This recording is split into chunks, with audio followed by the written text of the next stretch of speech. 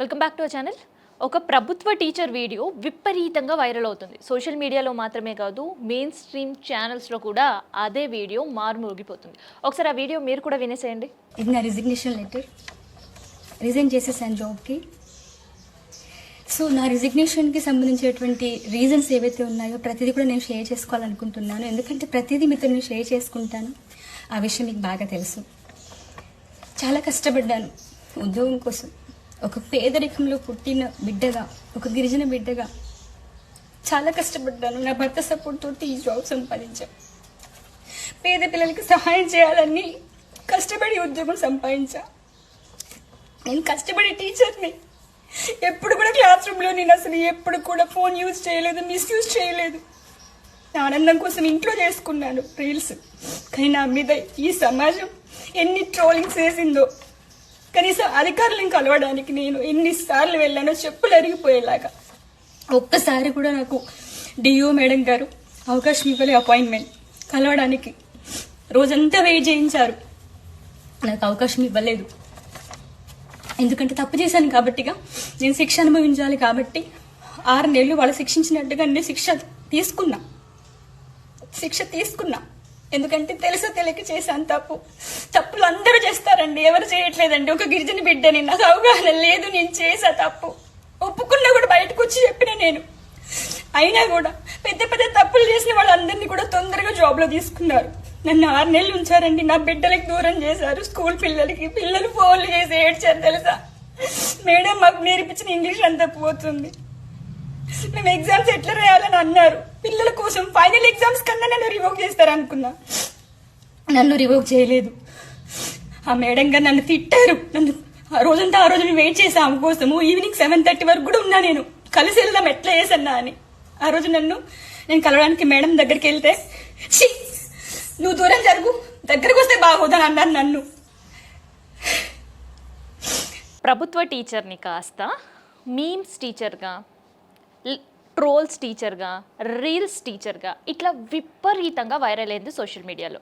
ఇంకేముంది, ప్రభుత్వ స్కూళ్ళల్లో పిల్లలకి పాఠాలు చెప్పడం మానేసిన గౌతమి ప్రైవేట్ స్కూల్లో అడ్మిషన్ ప్రమోషన్లకి చేస్తుంది. సో ఆ ప్రమోషన్ వల్ల ప్రైవేట్ స్కూళ్ళలో చేయరండి, ప్రభుత్వ స్కూళ్ళు పనికిరాని స్కూళ్ళు అని చెప్తుంది అని విపరీతంగా వైరల్ చేసిర్రు తనని.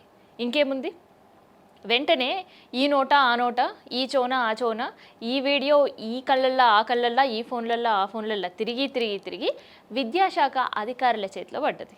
సో ఆ వీడియో చూస్తున్న వెంటనే సస్పెండ్ చేశారు గౌతమిని. సో సస్పెండ్ చేసిన తర్వాత గౌతమికి అర్థమై ఒక ఇన్నోసెంట్ ఫేస్గా జనవరి 26 తారీఖున ఒక వీడియో రిలీజ్ చేసింది. సో అందులో చెప్పుకొచ్చింది ఏంటంటే, నేను ఎప్పుడు కూడా ఉద్యోగం చేస్తున్న సమయంలో, అంటే ప్రభుత్వ స్కూళ్ళల్లో పిల్లలకు పాఠాలు చెప్తున్న సమయంలో రీల్స్ నేను ఎప్పుడు చేయలేదు.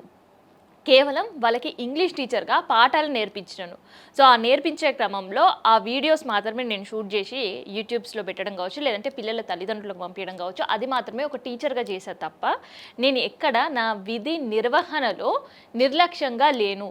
స్కూల్ టైంలో నేను రీల్స్ చేయలేను, స్కూల్ ఉండే టైంలో నేను ఎక్కడా ఫోన్లు మాట్లాడలేదు, స్కూల్ ఉండే టైంలో నేను యూట్యూబ్ కోసం వీడియోస్ అస్సలు చేయలేను అంటూ కూడా 6 నెలల క్రితం ఒక వీడియో రిలీజ్ చేసింది. సో జనవరి 26 తారీఖున. నిజంగానే నేను చేసింది పొరపాటు అని నాకు తర్వాత అర్థమైంది. కానీ అప్పటికే నేను చాలా ప్రమోషన్ వీడియోస్ చేశాను. చెయ్యలేదు అని నేను చెప్పట్లేదు. కానీ నేను ఫస్ట్ ప్రమోషన్ వీడియో చేస్తున్నప్పుడు నాకు ఒక ప్రభుత్వ టీచర్వి కదా, నువ్వు ఇట్లా చెయ్యొద్దు అని నాకు ఎవరైనా చెప్పుంటే బాగుండేది. నేను ఇంకొక ప్రమోషన్ వీడియో చెయ్యకుండా ఉండేదాన్ని.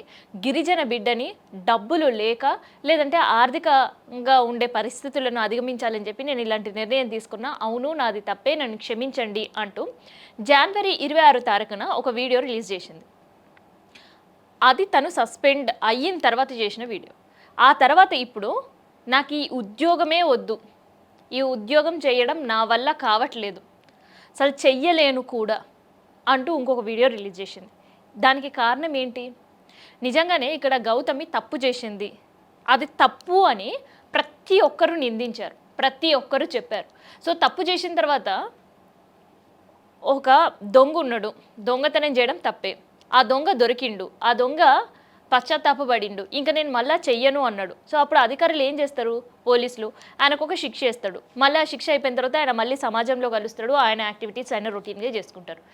లేదు ఇంకెవరైనా ఏదైనా ఒక తప్పు చేసిర్రు, సరే అంతెందుకు, మన ఇంట్లో పిల్లలే ఏదైనా ఒక తప్పు చేసిర్రు అనుకో, తల్లిదండ్రులు ఏం చేస్తారు, వాళ్ళని తిడతారు, లేదంటే ఒక దెబ్బేస్తారు, మళ్ళీ తర్వాత క్వైట్ కామన్గా ఆ పని చేయొద్దని పిల్లలకు తెలుస్తుంది. కానీ ఇక్కడ పిల్లలకు చెప్పే పంతులమ్మ కాబట్టి ఆ పంతులమ్మ ఇట్లాంటి వ్యవహారం చేస్తూ వచ్చింది కాబట్టి అర్థం కాలేదు. సో ఒక రీల్స్ ఒక సోషల్ మీడియా పిచ్చిలో పడి ఉంది. సో ఆ సోషల్ మీడియా పిచ్చిలో ఏం చేస్తుంది అనేది అర్థం కాకుండా ఉంది. సో ఆ పిచ్చి నుంచి బయటికి పడడానికి, ఆ ట్రోమా నుంచి బయటికి పడడానికి ఒక సస్పెండ్ వేటు గౌతమ్ పైన పడింది. ఇంకేముంది, ఆ వేటు పడిన తర్వాత జ్ఞానోదయం అయింది. డిఓ చుట్టూ తిరిగింది, అయినా ప్రయోజనం లేకపోయింది. ఆఖరికి తను ఎక్కడ హర్ట్ అయ్యి వాళ్ళ రిజిగ్నేషన్ లెటర్తో వీడియో చేస్తుంది అని అంటే, తను హర్ట్ అయింది ఎక్కడ అంటే, డిఓ చాలా చులకనగా మాట్లాడడం, నువ్వు దూరం పో, నా దగ్గర రాకు, నువ్వు తప్పు చేసావు అంటూ ఒక అంటరాని తన వాళ్ళని బిహేవ్ ఎట్లా చేస్తారో అలాంటి బిహేవియర్ ఆ డిఓ దగ్గర నుంచి తను ఎదుర్కొంది. సో అలాంటి పరిస్థితుల్లో ఎవరికైనా ఒక సెల్ఫ్ రెస్పెక్ట్ అనేది ఉంటుంది కదా. ప్రభుత్వ ఉద్యోగం అయినప్పటికీ, నెలవారీ జీతాన్ని చేసినప్పటికీ ఒక సెల్ఫ్ రెస్పెక్ట్ ఉంటుంది. లక్షల రూపాయల నెలకి జీతం ఉన్న ఒక ఎంప్లాయీ సెల్ఫ్ రెస్పెక్ట్ని మ్యాక్సిమం ఎన్ని ఇష్యూస్ ఉన్నా తాకట్టు పెట్టలేడు. ఉద్యోగం కోసం, డబ్బుల కోసం, నెలవారీ జీతం కోసం ఆయనకి ఎన్ని ఇష్యూస్ ఉన్నా కూడా. కానీ సో అలాంటి ఘటనే గౌతమి ఇష్యూలో కూడా జరిగింది. అందుకనే గౌతమి కూడా ఇంకా అధికారులని క్షమించమని అడిగిన, నేను ఏదో డ్రగ్స్ దందా చేయలేదు, లేదంటే ఎవరిని నేను చంపలేదు, కానీ ఒక చంపిన వాళ్ళపైన ఎలాంటి శిక్షలు అయితే విధిస్తారో దానికంటే భిన్నంగా నాతోటి వ్యవహరిస్తారో అది భరించలేక నేను రిజైన్ చేస్తున్నాను. కష్టపడి ఉద్యోగం సంపాదించాను, కానీ ఆ ఉద్యోగానికి రిజైన్ చేయడానికి ఇవి కారణాలు అంటూ చెప్తూ వీడియో పోస్ట్ చేసి రిజైన్ చేసింది. మరి గౌతమి బాధ విన్న తర్వాత మీకేమనిపించింది? చాలామంది విజ్ఞానవేత్తలు చెప్తూ ఉంటుంటారు, పశ్చాత్తాపానికి మించిన శిక్ష లేదు అని. మరి గౌతమి విషయంలో ఆ పశ్చాత్తాపం పడినా కూడా ఇంకా శిక్షిస్తూనే ఉన్నాం ఎందుకు? సో చేసిన తప్పు ఒప్పుకొని ఇంకొక అవకాశం ఇవ్వండి, అది రిపీట్ కాకుండా నేను చూసుకుంటాను అన్నప్పుడు కూడా ఎందుకు ఆ ఛాన్స్ ఇవ్వలేకపోతున్నాం? ఎందుకు ఇవ్వలేకపోతున్నాము అంటున్నానంటే, ఒకవైపు social media trolls, Facebook, Insta, వాట్సాప్లో విపరీతమైన ట్రోల్స్, ఇంకోవైపు అధికారులు చాలా కఠినంగా వ్యవహరించే శైలి. సో 6 నెలలు కాకపోతే సంవత్సరం, లేదంటే ఇంకొక విధంగా ఆమెని పనిష్ చేయొచ్చు. కానీ వ్యతిరేకత పెరగడం, ఆమెను కించపరిచేటట్టు మాట్లాడడం, సో దీనివల్ల చాలా డిప్రెషన్. అందుకనే ఇవాళ నేను ఇంకా రిజైన్ చేస్తున్నాను ఒక లెటర్తో సమాధానం చెప్పింది గౌతమి. సో ఈ వీడియో విన్న తర్వాత, గౌతమి మాటలు విన్న తర్వాత మీకేమనిపించింది? నిజంగా గౌతమి చేసింది తప్పే అని ఒప్పుకున్న తర్వాత కూడా ఇంకా పదే పదే శిక్షించడం గౌతమి విషయంలో ఎంతవరకు రైట్? సో శిక్షించిన తర్వాత, ఆ శిక్ష అనుభవించిన తర్వాత మారే అవకాశం ఎవరు ఇవ్వకపోతే ఒక వ్యక్తి ఎలా మారుతాడు? సో మీ ఒపీనియన్ కూడా మీరు షేర్ చేయండి. గౌతమి ఎపిసోడ్లో మీకు ఏమనిపించింది అన్నది.